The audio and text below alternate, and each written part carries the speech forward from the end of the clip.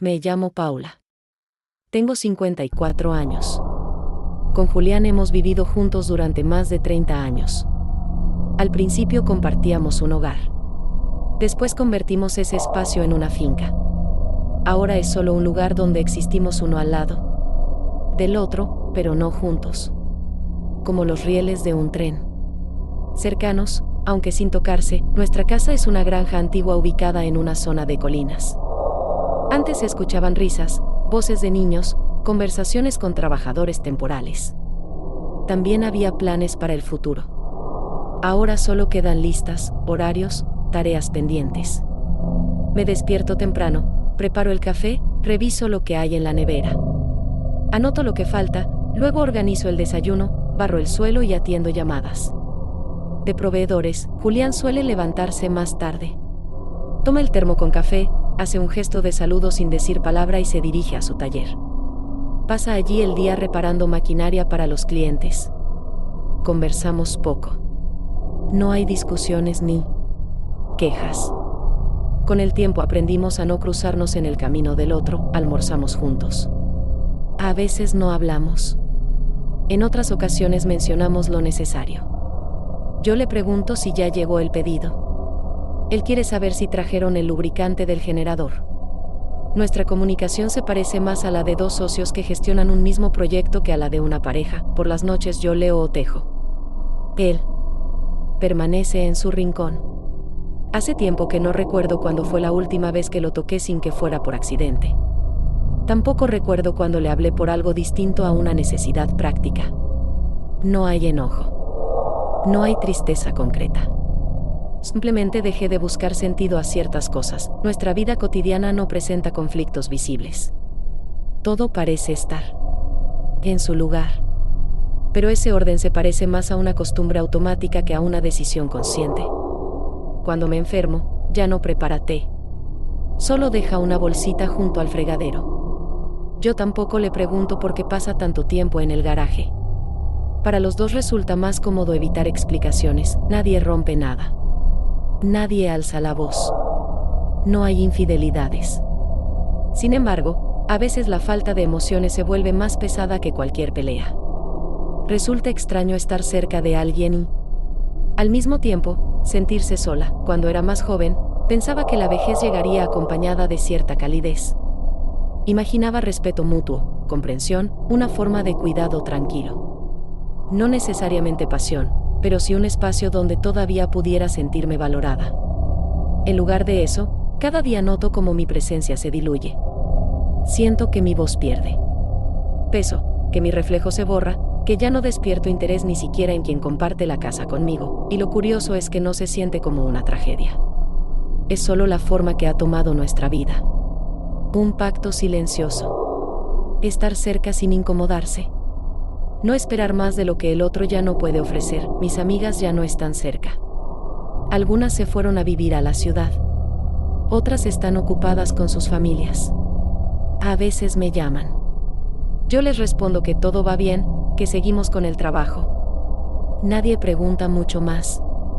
Porque mientras todo parezca tranquilo por fuera, a nadie le interesa lo que ocurre por dentro. Esta primavera, comenzamos de nuevo con los preparativos de temporada. Julián me informó que llegarían 3 hombres nuevos para ayudar. Anoté sus nombres en la libreta y retomé la preparación de mermelada. Nada parecía diferente. Sin embargo, dentro de mí se encendió una sensación extraña. No era clara, pero sí nueva. No esperaba que algo cambiara. Solo sabía que estaba cansada del silencio. No del que hay en las habitaciones. Del que sentía dentro de mí. Una mañana, una furgoneta llegó al patio. Salí secándome las manos en el delantal.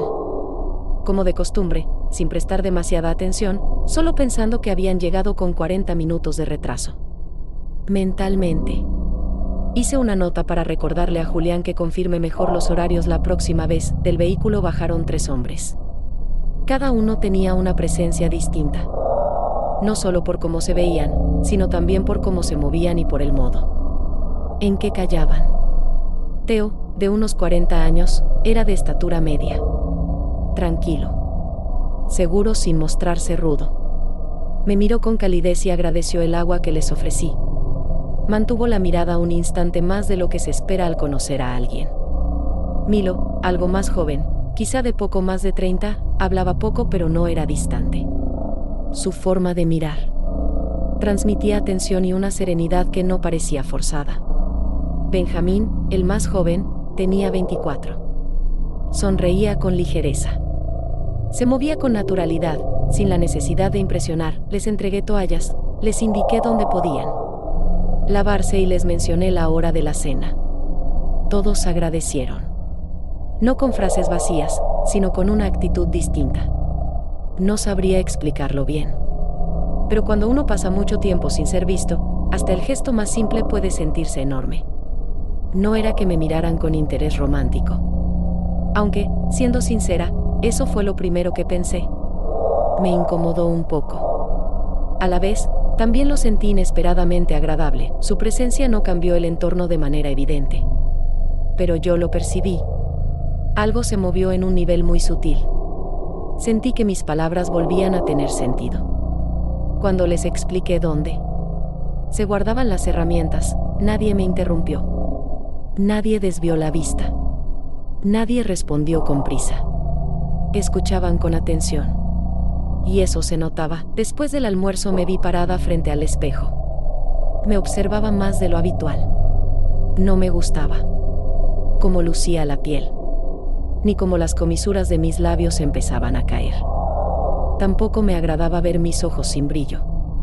Pero, por primera vez en mucho tiempo, me estaba mirando de verdad. Esa noche entré al taller con el cronograma semanal.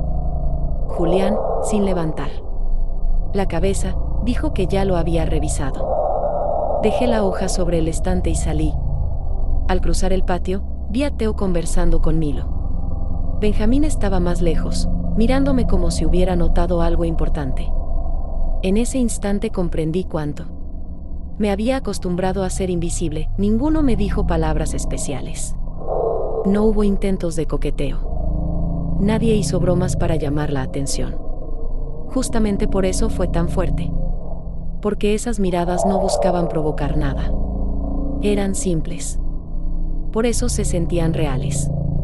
Y esa naturalidad tuvo un impacto que no esperaba. Mientras preparaba la cena, noté que lo hacía con más cuidado. Cortaba las verduras con calma. Calentaba los platos con intención. No lo hacía para impresionar. Solo deseaba que todo saliera bien. Esa noche, al acostarme, no lograba dormir. No era ansiedad ni temor. Era otra cosa. Como si algo dentro de mí volviera a despertar. No en el exterior. Dentro. Y eso generaba una inquietud extraña. No por perder lo que ya tengo, sino por presentir que algo puede empezar. Aunque aún no me sentía preparada para entender qué era. Al día siguiente salí a revisar el alimento junto al corral, como hago casi todos los días, por inercia, sin siquiera notar ya el proceso. Las manos se movían solas, los ojos recorrían los detalles conocidos, y los pensamientos vagaban. Lejos, en esa zona donde ya no duele, porque todo se ha vuelto costumbre, Milo estaba allí, apoyado con el hombro en la cerca, como si no hiciera nada especial, solo esperando a que la bomba terminara su ciclo, aunque yo sabía que bien podría haberlo dejado en automático, porque el sistema funcionaba perfectamente. Me sentí incómoda. Aunque no había razón, los dos cumplíamos tareas habituales, y sin embargo, en esa rutina había algo que empezaba a cambiar, algo que aún no sabía nombrar. ¿Aquí estás bien?, preguntó él, no de golpe, sino como quien lo ha pensado mucho antes de decirlo, y lo formula no por cortesía, sino porque de verdad quiere oír la respuesta. Sin mirarlo, respondí casi automáticamente, como hago con todos, estoy acostumbrada. Él no asintió, no fingió entender, solo dijo en voz baja, sin presión, sin tono de juicio, eso no es lo mismo, y entonces detuve la mirada en su rostro, porque no esperaba algo así, y esa simple respuesta, dicha con tanta calma, sin adornos emocionales, sonó inquietantemente precisa, como si alguien hubiera abierto ese cajón en mi mente donde durante años fui guardando todo lo que no quería admitir. No dije nada, pero algo dentro de mí comenzó a moverse, no como en un sacudón emocional, sino de otro modo, calladamente, como una grieta en la pared que al principio no se nota, pero por donde ya empieza a entrar el frío. Seguí echando el alimento, aunque las manos me temblaban un poco, y no lo noté enseguida, solo cuando derramé varios puñados fuera del comedero. Luego él simplemente se fue, sin esperar mi reacción, sin intentar tensar el momento. Y yo me quedé allí de pie al menos 5 minutos más, mirando al suelo, como si tratara de encontrar en mi cabeza alguna lógica que antes ni siquiera había intentado buscar. Fue la primera vez en mucho tiempo que alguien me dijo algo que me obligó a enfrentar preguntas que llevaba evitando con esmero. Y no se trataba de Milo, ni de su voz, ni de cómo me miró. Se trataba de que sus pocas palabras coincidieron dolorosamente con lo que yo misma nunca me había atrevido a confesar en voz alta. Todo ese día me sentí inquieta, pero no en el sentido habitual, no irritable, no cansada, no desorientada. Era otro estado, un leve movimiento interno, como en un cuerpo que empieza a descongelarse tras una larga helada. Por la noche, de pie junto al fregadero, lavando los platos, escuchaba cómo Julián cambiaba canales en el viejo televisor de la habitación contigua, sin detenerse más de unos segundos en ninguno. Y en un momento me pareció que, en todos estos años, ambos habíamos empezado a comunicarnos más con esta casa que entre nosotros, yo con la lavadora, él con sus herramientas, y el televisor, lo único que aún habla en nuestro hogar. Esa noche Milo no apareció en la cocina, pero sin haberlo planeado, me descubrí mirando por la ventana, como esperando que en cualquier momento pasara por ahí. Y cuando no vi a nadie, sentí algo parecido a la decepción, una que me avergonzaba incluso ante mí misma. Al quedarme dormida, recordé nuestro breve diálogo y entendí que, en él, por primera vez en mucho tiempo, había sonado una verdad simple. Aquí realmente no estoy bien. Solo acostumbrada. Y eso no es lo mismo. Y ahora que ese pensamiento había brotado dentro de mí, ya no podía silenciarlo. Al día siguiente, la lluvia comenzó al atardecer, no de repente, sino suavemente. Como si desde la mañana hubiera estado anunciándose, esperando que todos nos relajáramos un poco, que bajáramos la guardia. Justo estaba entrando los cajones de plástico desde el lavadero cuando sentí algo húmedo y pesado en la nuca, y en pocos segundos fue evidente que la lluvia no perdonaría. Corrí al almacén, sin muchas ganas de mojarme, y justo al llegar a la puerta vi que allí, junto a la pared del fondo, estaba Theo. Sostenía una vieja plancha de madera que ya no usábamos desde hacía tiempo, como si tratara de decidir si aún servía para algo. No se sorprendió al verme entrar, solo me saludó con un gesto y siguió examinando la madera mientras yo colocaba los cajones en el estante inferior. La lluvia golpeaba el techo de forma pareja, sin crear ninguna atmósfera especial, solo humedad. Un poco de frío, algo de estrechez, como si los dos hubiéramos acabado en un espacio que ninguno había planeado compartir. Esto ya debería haberse tirado hace rato, dijo sin cambiar el tono. No sabía si hablaba de la plancha o simplemente buscaba cómo iniciar una conversación. En vez de contestar, pasé un dedo por el borde del estante, quitando el polvo, y solo entonces respondí: la mitad de las cosas aquí son del tipo, por si algún día sirven. Pero nada ha servido en los últimos 10 años, él sonrió. Con la comisura de los labios, dejó la madera con cuidado a un lado y miró alrededor, como si recién se diera cuenta de que estábamos solos. Pensé que debía salir, porque no había razón para quedarme, porque la situación flotaba en un equilibrio incómodo, y no estaba segura de querer que se inclinara hacia ningún lado. Siempre tienes esa expresión, dijo de pronto, sin mirar ya los objetos. Como si pesaras todo el tiempo algo. No en palabras, sino en las reacciones.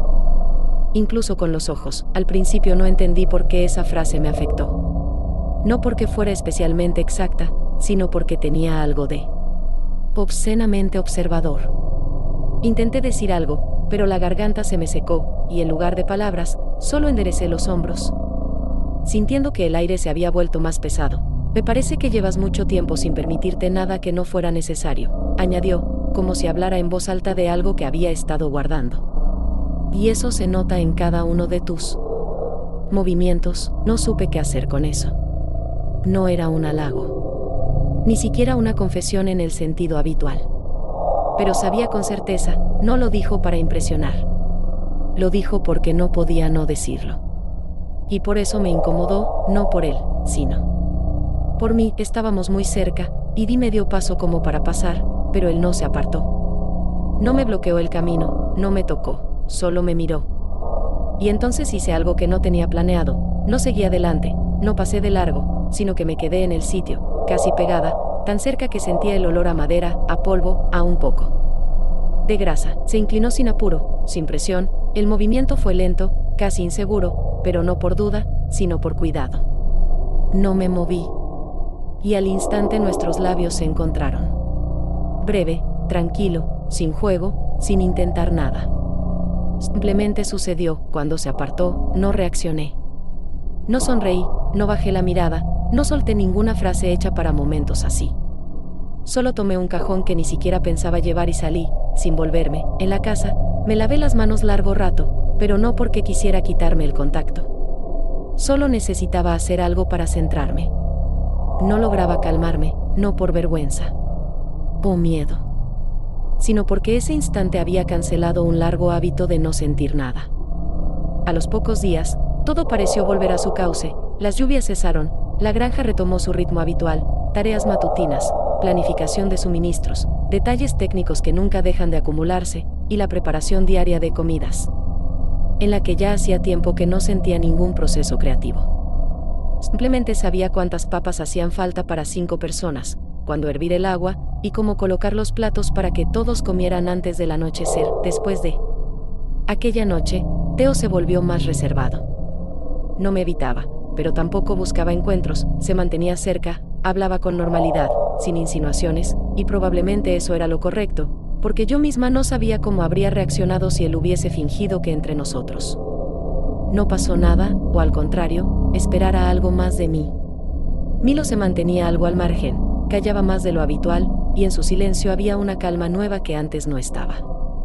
En cambio Benjamín, a quien al principio percibía más bien como parte del fondo, empezó a aparecer cerca de la cocina con más frecuencia, no de forma notoria, no con una intención clara, simplemente con esa costumbre de estar cerca que tienen las personas cuando algo les interesa, aunque aún no han decidido cuánto. Una vez, mientras picaba hierbas para la cena, él se quedó parado a cierta distancia y dijo con tranquilidad: «Parece que trabajas incluso cuando ya no hay fuego». No entendí del todo a qué se refería, así que pregunté: «¿Y qué es lo que te sorprendió?». «Limpias la mesa antes de que alguien la ensucie», respondió, sin burla, sin ironía, solo constatando un hecho, como si me hubiera observado durante varios días. Encogí los hombros, sin saber si valía la pena explicarlo. Pero él continuó: «¿Descansas alguna vez?». No respondí de inmediato, porque no sabía cómo hacerlo ante una pregunta que no sonaba a reproche, ni a mera curiosidad, se sentía como un asombro honesto de alguien que realmente ve algo que yo hacía tiempo que dejé de notar en mí. Entonces dije algo así como: «Soy así desde joven. No puedo hacerlo de otra manera». Él sonrió, no con sarcasmo, sino con una pizca de decepción, como si acabara de oír algo que no quería escuchar, y si ya fuera suficiente, y ahí fue la primera vez que me sentí verdaderamente desconcertada. Porque esa respuesta tan simple, sin dramatismo, pareció romper una grieta dentro de mí que durante años había sellado con tareas, cuidados, responsabilidades y una conveniente autosuficiencia. Él no ofrecía nada. No intentaba convencerme. Pero sus palabras no se me fueron de la cabeza, porque entendí que en ese momento vi una imagen de mí misma desde fuera, agotada, atrapada en la rutina, encerrada en mis listas de tareas, como en un pasillo interminable. Esa noche, por primera vez en muchos años, saqué un labial del fondo del cajón del baño, viejo, medio seco, pero aún usable. Nadie me había invitado a salir, nadie me pedía cambios, simplemente me pinté los labios, sin ningún plan, como si quisiera comprobar que en mi rostro todavía quedaba algo de aquella mujer que una vez lo compró, no por si acaso, sino porque le daba la gana. Y cuando Benjamín me vio, al principio no dijo nada. No me miró más tiempo, no hizo ningún comentario. Pero más tarde, cuando pasé junto a él con la cafetera, murmuró de pasada: «El Borgoña te queda bien». No respondí. Pero un par de horas después, mientras fregaba el piso en la despensa, me di cuenta de que sonreía para mí misma, no porque fuera halagador, sino porque aún era capaz de sentir algo, incluso por algo tan pequeño. Y no se trataba del labial. Se trataba de que, de pronto, me permití ser mujer, no a pesar de las circunstancias, sino simplemente, sin motivo. Aquella noche me quedé en la cocina un poco más de lo habitual, no porque hubiera muchas tareas, ni porque alguien me lo pidiera, sino simplemente porque no quería encerrarme de inmediato en mi acostumbrado vacío nocturno, donde todo era demasiado conocido, demasiado repetido, demasiado mecánico. La lámpara fría sobre el fregadero parpadeaba un poco, y una vez más pensé que debía pedirle a Julián que la cambiara, aunque ya sabía que o no lo haría, o lo haría sin preguntar cuánto tiempo llevaba así ni por qué no la cambié. Yo misma, cuando salí afuera, el aire era tibio, pero no caluroso, con restos del polvo del día que se asentaban en las ventanas y los árboles. No buscaba a nadie en particular, solo decidí caminar hasta el taller, técnicamente, para ver si la bomba seguía funcionando bien tras la última reparación. Pero al acercarme, vi a Milo sentado junto a ella, encorvado sobre el compartimiento abierto, con una linterna sujeta a la cabeza que proyectaba un cono estrecho de luz directamente sobre sus manos. No quise interrumpir, así que me detuve a un lado y dije con un tono casi neutro: hice té. Si quieres, puedo traerte una taza. Levantó la cabeza un instante. Sus ojos brillaban extrañamente por la luz que venía desde arriba, pero en ellos no había sorpresa ni rechazo, solo calma. Si no es molestia, respondió con tranquilidad, como si no quisiera romper el silencio entre nosotros, que, sentí en ese momento, no era un vacío. Fui por el termo y una taza, pero me senté a su lado sin entregársela directamente. Terminó de ajustar la tapa del aparato, dejó el destornillador sobre una caja, se estiró, y solo entonces tomó el té. Agradeció en voz baja, sin desviar la mirada pero tampoco prolongándola demasiado. Nos sentamos en el borde de la plataforma de madera que llevaba al taller, sin tocarnos, pero con la sensación de que la distancia entre nosotros solo existía porque ninguno tenía prisa por acortarla. Aquí la quietud es agradable, dijo después de unos 5 minutos, cuando ya habíamos callado lo suficiente como para que el silencio no resultara incómodo. ¿La quietud es algo bueno?, pregunté, y sentí que no intentaba bromear, sino que de verdad quería saber qué pensaba él. No respondió de inmediato. Bebió un sorbo y se secó los labios con el dorso de la mano. Es buena cuando no pesa. Aquí no pesa. No supe cómo tomarlo, si como un cumplido, una observación o algo más. Pero no quise aclararlo. Me quedé allí, con la taza en las manos, la mirada perdida en la oscuridad donde ya no alcanzaba la luz del taller. Y entonces empezamos a hablar, despacio, sin un tema concreto, sin cuestiones que hubiera que desarrollar. Hablamos de lo difícil que es explicarse ante personas que ya no preguntan, no por desinterés, sino porque creen que ya lo saben todo de ti. Me habló de su ciudad, en la que ya no vivía, aunque todos creían que volvería algún día. De un trabajo que dejó sin escándalo, simplemente porque ya no podía fingir que le aportaba algo. Yo lo escuchaba sin notar cómo en mí desaparecía poco a poco esa cautela, la que durante años me mantuvo a distancia de la gente, envuelta en una cortesía segura. Y fue extraño confiar sin confesiones ruidosas, sin sobresaltos, simplemente estar al lado de alguien que no quería averiguarlo todo, pero tampoco era indiferente. Cuando se hizo tarde y empecé a levantarme, él no me detuvo. Solo tocó mi mano con suavidad, sin fuerza, sin intención de retener, solo como si quisiera saber si yo permitiría que en ese gesto hubiera algo más que una coincidencia. Puedes quedarte, si quieres, dijo con calma, casi sin énfasis. Como si no quisiera convertirlo en algo trascendental, pero sin ocultar que lo decía en serio. Lo miré y asentí, no porque supiera lo que hacía, ni porque estuviera segura de querer exactamente eso, sino porque por primera vez en muchos años, nadie me pedía nada más que mi presencia. Me quedé. No hasta la madrugada, pero lo suficiente. No hablamos más. Y ese silencio no pesaba. Volví a casa cuando ya era noche cerrada. En el pasillo no había luces encendidas, del dormitorio se oía el zumbido del ventilador. Julián ya dormía, como siempre, sin palabras de buenas noches ni preguntas cuando llegaba más tarde. La cama estaba fría. Pero por primera vez, eso no me pareció soledad. Al día siguiente me desperté más temprano de lo habitual. Todo en la casa seguía en su lugar, el agua sobre la cocina aún fría, el pan sin cortar, la mesa como la había dejado. Julián no dijo nada por la mañana, simplemente corrió una silla y desayunó en silencio. Pero en la forma en que me miró cuando puse la tetera en la hornalla, había algo atento. No hostil, no suspicaz, solo atento. No le pregunté si todo estaba bien. Él tampoco preguntó dónde estuve anoche. Parecía que, para él, mi noche no había existido, como tantas otras cosas que durante años no quiso ver. Pero esta vez algo en su actitud era distinto. Y lo sentí en los detalles. Comenzó a aparecerse en la cocina sin razón, solo entraba, tomaba una toalla, se servía agua, preguntaba si quedaba mermelada. Cosas en las que antes no se interesaba en absoluto. Pasaba más seguido frente a la ventana cuando yo estaba en el patio. No se detenía, pero su mirada cruzaba Y yo lo notaba. Ese día moví un estante en la despensa. Hacía tiempo que se tambaleaba, y simplemente lo hice. Esa noche entró ahí y tardó en salir. Luego se paró en la puerta de la cocina, apoyado contra el marco, y dijo de manera casual, sin presión: ¿moviste algo en la despensa, el estante? Los sacos se estorbaban. Reorganicé un poco, respondí con calma, sin alzar la vista. ¿No me consultaste? ¿Y decidiste que ahora todo hay que cambiarlo? No cambié nada. Solo lo acomodé como me resulta más práctico. ¿Práctico para quién?, preguntó, mirándome de frente. Para mí, dije, breve, sin desafío, pero sin disculpa. Guardó silencio. Pero esta vez no era el silencio de siempre, no ese en el que simplemente convivíamos. Era otro silencio, tenso, expectante. Como si buscara en mí una confirmación de algo que aún no se atrevía a decir. Durante el día pasó varias veces cerca de mí como por casualidad. Tomaba un balde cuando yo barría, entraba a la cocina mientras cocinaba. Pero no ayudaba, no hablaba.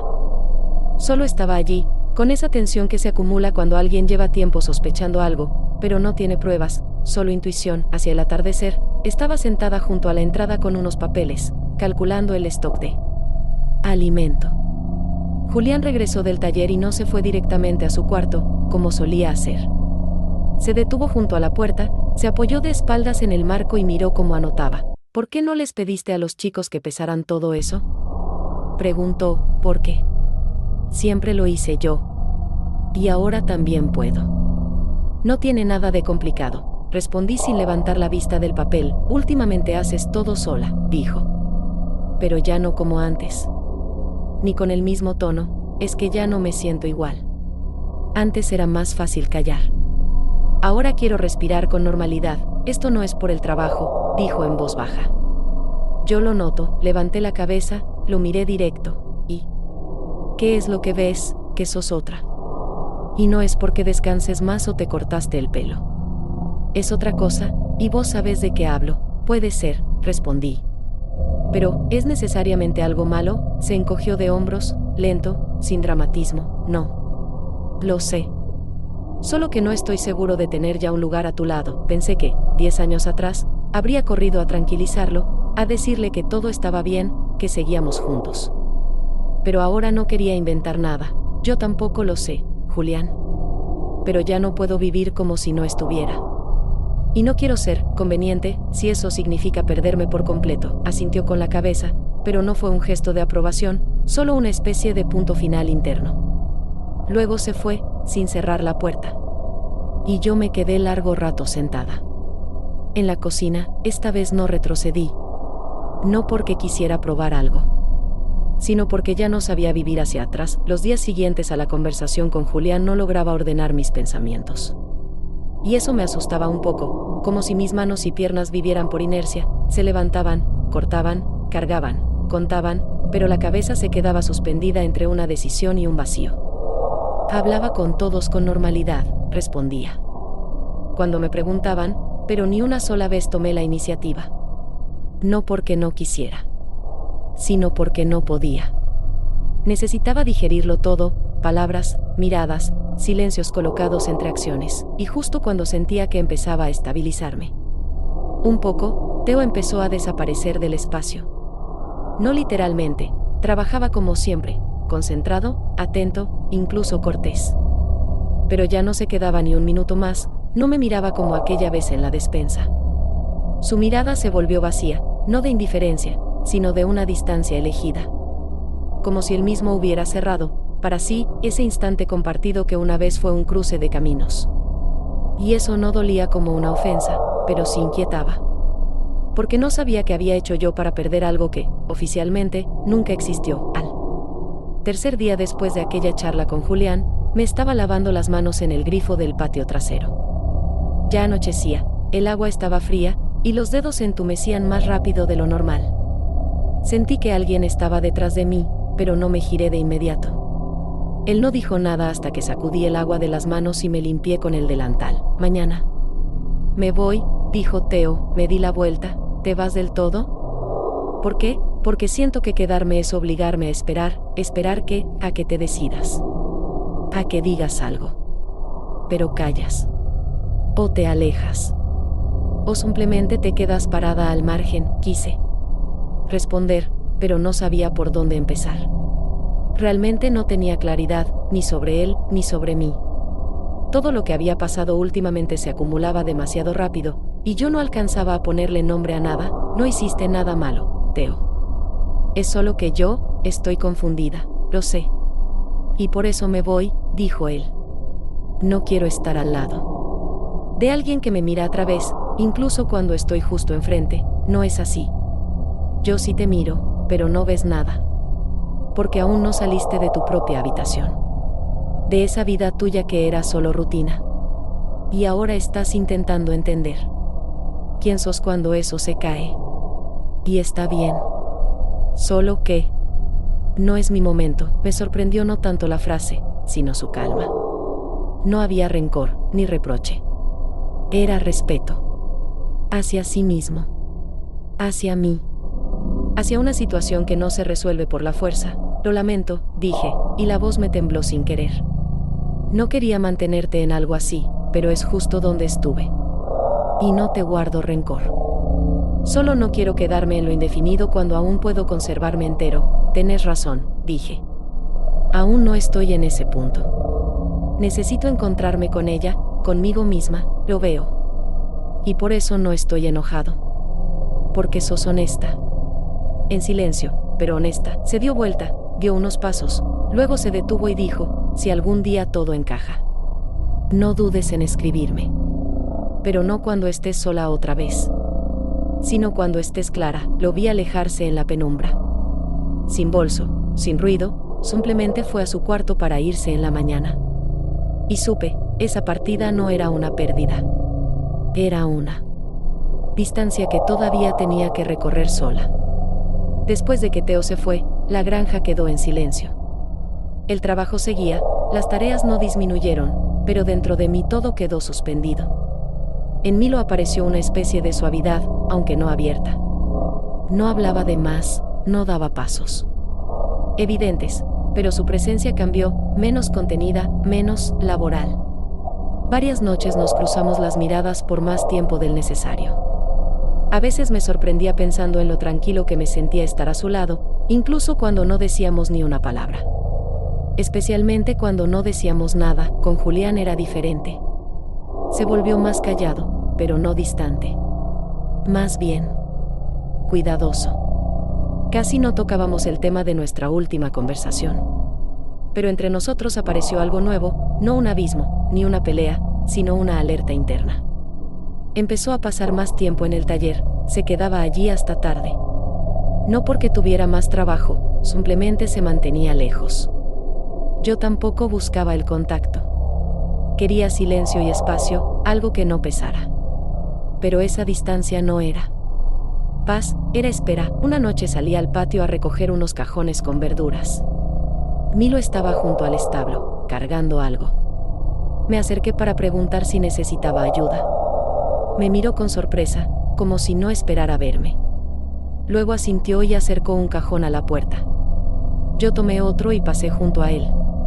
Nos rozamos el hombro, pero ninguno se apartó. No fue a propósito, simplemente ocurrió.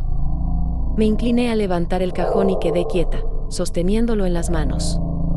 Él estaba justo al lado. ¿Estás bien?, pregunté. No lo sé, respondió. Pero no quiero fingir que entre nosotros no hay nada. No dije nada. Solo di un paso más y lo abracé. No con romance. Solo, como se abraza a alguien cuando ya no se quiere mantener la fachada. Él respondió al abrazo enseguida. Breve, pero sincero. Y en ese momento no pensé, esto es una traición, o esto es un riesgo. Simplemente sentí que, por fin, no me estaba escondiendo. Nos separamos en silencio, sin explicaciones. Y volví a casa como siempre, tranquila, sin esconderme, pero sin mostrar nada. Julián no estaba en la cocina, la luz estaba apagada. Pensé que ya se había acostado. A la noche siguiente entró tarde a la casa. Yo estaba limpiando la mesa. Tras la cena. No saludó, simplemente se paró en la puerta y me miró largo rato, sin rabia, sin dureza, solo sin sonrisa. Lo vi todo, dijo. En la grabación, me quedé paralizada con el trapo en la mano. ¿Qué? En las cámaras. ¿O acaso lo olvidaste? Dijo en tono neutro. A veces las reviso. Ayer solo quería ver si el motor tenía pérdidas. Pero los vi a ustedes. Fue solo un abrazo, dije en voz baja. No soy idiota, Paula. Sé la diferencia entre un roce casual y lo que hubo entre ustedes. Lo siento, dije. No para excusarme. Solo quería que supiera que no fue accidental, pero tampoco con maldad. Él no desvió la mirada, pero ya no buscaba que regresara. Lo siento, no cambia nada. No quise que pareciera una traición, y así es como se ve. Y entiendo más de lo que crees. Pero eso no significa que lo acepte. Me quedé callada. Él siguió, con voz controlada, sin alzarla, pero clara. ¿Crees que no notaba cómo todo se estaba rompiendo? Solo que no quería golpear lo que aún se sostenía como fuera. Pero vos elegiste, no decir, no preguntar, actuar como si yo ya no existiera. No fue contra vos. Fue, por mí. No estoy en contra de tú, por vos. Pero no voy a tolerar que me borren sin palabras. No somos vecinos. Somos dos personas que vivimos bajo el mismo techo más de 20 años. Bajé la mirada. Era justo. Y doloroso. Pero no retrocedí. Se levantó, caminó unos pasos, sin apuro, concentrado. Por eso no armo escándalos. Pero tampoco voy a fingir que no pasó nada. No necesito explicaciones. Solo saber que desde ahora ya no jugamos a esa tregua muda. De acuerdo, dije. Ya no voy a esconder nada, asintió. Viví como quieras. No voy a convencerte ni a perseguirte. Pero no esperes que te perdone. No gritamos. No lloramos. No volaron platos. Pero esa noche fue, probablemente, la más ruidosa de toda nuestra vida juntos. Porque lo dicho ya no se podía desdecir. Los días después de la conversación con Julián se parecían a ese tiempo después de una tormenta, cuando el viento ya no arrasa con todo, pero el entorno aún permanece en alerta. No hubo gritos, ni nuevas aclaraciones, pero algo invisible en el aire ya había cambiado. Empezamos a movernos con más cuidado, como si cada paso por la casa, cada puerta que se abría, tuviera ahora un peso distinto. Benjamín apareció todavía. Algunos días, por la mañana, mientras yo colgaba toallas afuera o revisaba productos sobre la mesa.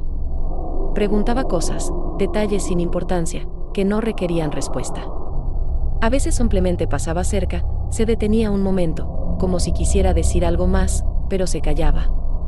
Y luego desapareció. Tal vez decidió que no habría escena. Y por lo tanto, nada que ganar. Tal vez Julián lo envió a otro lugar. No lo pregunté. Su ausencia no dolía, solo recordaba cuántos me vieron solo cuando yo misma dudaba de mi valor, pero Milo se quedó. No como una opción ni un consuelo. No me tocaba, no intentaba estar cerca, pero no se alejaba. Trabajaba con la misma precisión, regresaba a sus tareas cada día, como si nunca hubiéramos tenido una conversación en común. Pero en eso estaba su honestidad, no actuaba como si yo necesitara ayuda. Más bien parecía darme el espacio para que pudiera cerrar todo por mi cuenta. Noté sus cosas junto a la puerta esa misma mañana. No parecía una huida, ni una urgencia, solo decisión. La chaqueta doblada sobre la mochila, una botella de agua, un pequeño paquete con cosas. Sobre el banco, unas manzanas.